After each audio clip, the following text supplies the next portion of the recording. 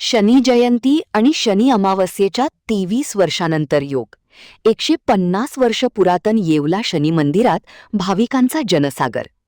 शनीश्वर जयंतीनिमित्त येवल्यातील पुरातन आणि 150 वर्षांची परंपरा असलेल्या शनी मंदिरात पहाटेपासूनच भाविकांची मोठी गर्दी पाहायला मिळाली.